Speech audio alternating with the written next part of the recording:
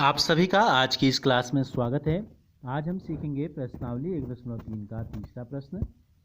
इस वीडियो को अंत तक जरूर देखिए और अधिक से अधिक बच्चों तक इसे पहुंचाने के लिए शेयर कीजिए और हमसे जुड़े रहने के लिए चैनल को सब्सक्राइब कर बेल आइकन को जरूर प्रेस कीजिए। तो प्रश्नावली 1.3 का जो तीसरा प्रश्न है, व्यापक नियमों का प्रयोग करते हुए निम्नलिखित गुणनफलों का आकलन करना है। तो व्यापक नियम क्या है? यहाँ पर व्यापक नियम है सन्निकटन मान है। तो हमको क्या करना है? आकलन। आकलन का मतलब होता है मोटा एक अनुमान हमको लगाना है कि ये उत्तर जो आएगा वो किसके आसपास है। इसको सीधे गुणा नहीं करना है हमें।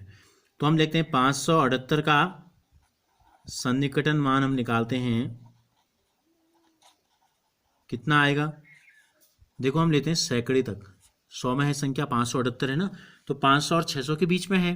तो कहाँ जल्दी पहुंचेंगे हम? देखो 78 से 600 बहुत नज़दीक है और 500 बहुत पीछे जाना पड़ेगा हमको। तो हमने ले लिया 600। 100 अब क्या है? 161। 161 का सन्निकटन मान 161। देखो एक तरफ 100 है, एक तरफ 200 है, तो 161 से कहाँ पहुंचेंगे हम? 200 में। क्या है लिखा है बीच में? गुणा। दोनों को क्या करना है? गुणा करना है। तो कितना आ जाएगा? 600 गुणा 200 अगर हम कर देंगे, इसलिए 578 गुणा 161 का आकलन लिख लेते हैं यहाँ पर, बराबर इनको गुणा कर देते हैं। देखो 1 2 3 4 इकाई में 2 जीरो पहले के हैं, 2 जीरो दूसरे के हैं, तो चारों को एक साथ लगा दिया। 6 दूनी 12, इकाई दहाई सैकड़ा हज़ार 10,000 लाख 10 लाख, तो 1,20,000 इसका जो है आकलन आ गया। इसी प्रकार तीसरे का जो बी हमको दिया गया है, क्या है? 5 2 8 1 5,281 का सन्निकटन मान निकालेंगे। कितना हो जाएगा इसका सन्निकटन मान? सैकड़े में हम ले रहे हैं, हम हज़ार में भी ले सकते हैं वैसे, लेकिन सैकड़े में ही लेते हैं सबका। देखो 5,281 है, तो 5,200 हम इसको ले लेते हैं। कितना? 281 को हम ले लेंगे 300।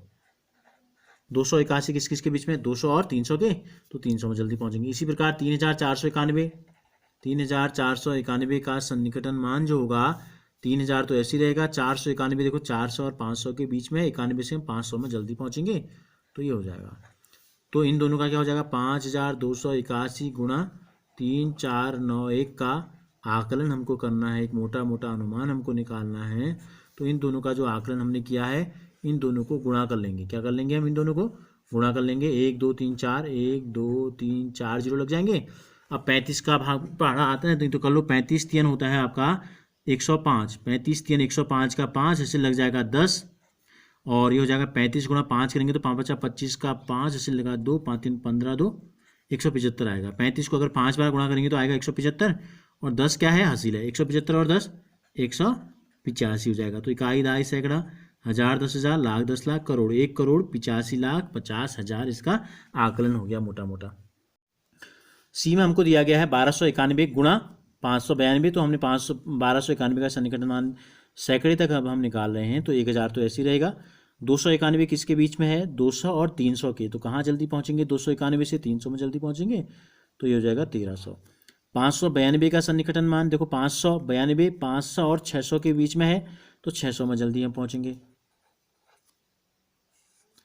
क्या है? दोनों को गुणा कर रखा है, तो 1291 गुणा 592 का क्या निकाले? हम आकलन कर रहे हैं, हम कर रहे हैं आकलन। एक्यूरेट कितना मान आएगा वो नहीं निकालें, मोटा मोटा अनुमान हमारा है। 2 जीरो और 2 जीरो दोनों के पीछे यहाँ लगा दो लास्ट में, बच गया 13 छक होता है 13 कर दो 13 छक 78। तो डी में है हमको दिया है 9,250 गुणा 29 दे रखा है, तो 9,250 का सन्निकटन मान। अब देखो यहाँ पर क्या है, ये केवल दहाई तक 2 ही अंक हैं, तो हम क्या करते हैं इन दोनों में दहाई तक ही लेते हैं।